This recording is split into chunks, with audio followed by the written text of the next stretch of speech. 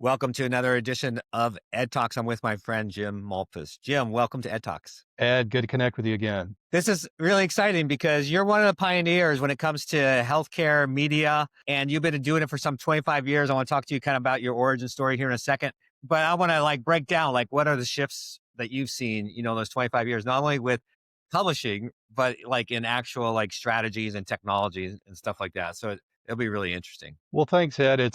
Thanks for having me. It's great to connect with you again. Gosh, so I started at HealthLeaders 25 years ago, right about this time of year. Our first office, you would appreciate this with your Nashville connections. Our first office was in the old Mercury Records building on Music Row, and we were just like the ragtag startup.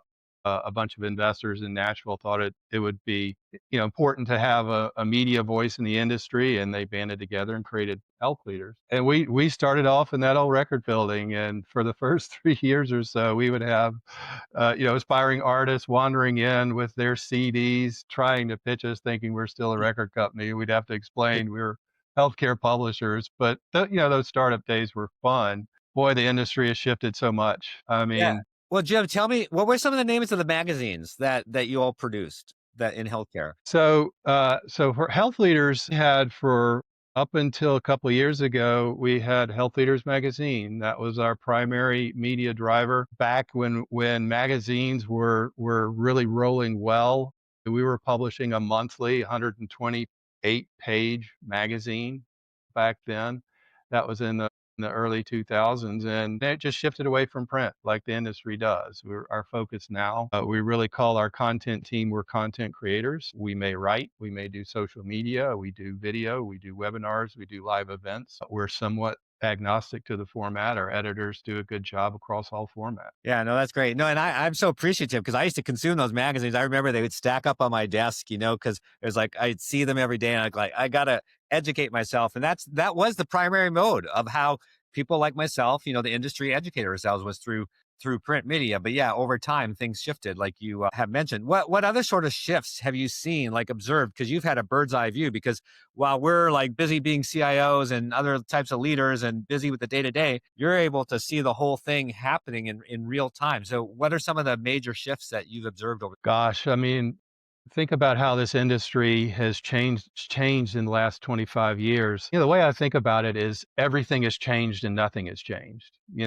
To still think about the delivery of healthcare that we've seen shift in those years, the amount of automation that's happening, the amount of digital technology that's come into play, how much more efficient healthcare has become, and yet there's still so far to go. And the consolidation, obviously, on the provider side, couldn't have imagined 25 years ago that these systems would consolidate to the scale that they have and still kind of be at it with what's the goal? What's the exit strategy of all of this for the industry?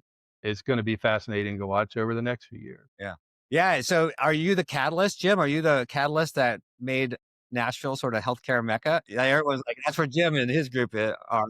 So it's funny, Nashville has, if you're familiar with Nashville healthcare, one of the pieces that happened years ago was the Nashville Healthcare Council does a family tree, literally like a poster they would publish every year of the branches of the Nashville healthcare industry. And every year we'd get that tree and you'd see how it branched off from, its roots with HCA and CHS and so many great companies. And I don't know that it still fits on any sort of image anymore. It's so big. Clearly, it is the provider side investment, just the amount of market capital and healthcare that's represented in Nashville is staggering. With more to come. I mean, these companies really feel like they know how to operate hospitals really efficiently. Seen some market consolidation, but healthcare has really been a huge driver in Nashville, but also we're huge convention city now. And then there's the music industry, which you might know a little bit about too. We still have that. Yeah. No, that's pretty exciting.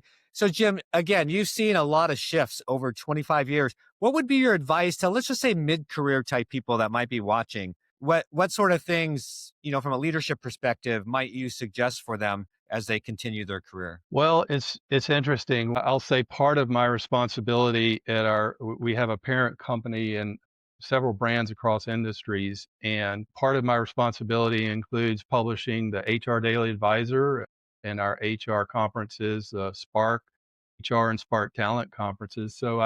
We see that leadership development in the HR side of the business. And I have kids, young career kids too, and it's as do you, and trying to say, well, how would you position yourselves if you're interested in healthcare?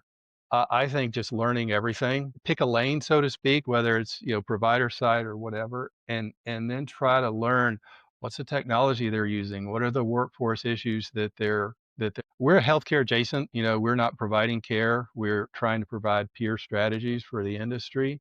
I still think it's a fascinating industry. You've seen this too. I mean, healthcare leaders are a little different. They're mission driven. Think of the healthcare like CEOs, CFOs that they could go anywhere. Yeah. They have the skill set.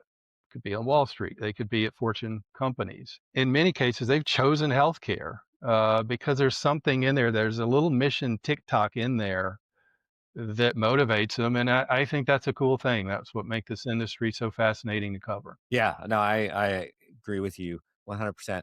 Jim, I just want to say thank you. And I really appreciate all of your leadership through the years, and you continue to keep doing it. And I love the way you yourself have personally transformed, again, with the shifting technologies, with the shifting way that media is produced. And you've been right there leading the entire time. And so I look at you as a role model for all of us as well, to how to sort of, continue to evolve in yourself and evolve your career. So thank you so much for sharing your insights. Well, Ed, thank you. It's great to be at the intersection, hearing ideas from so many leaders across the country, including you. We just try to pass them on. That's really where we sit in the middle there. Thanks for taking the time to chat with me today. You guys do a great job.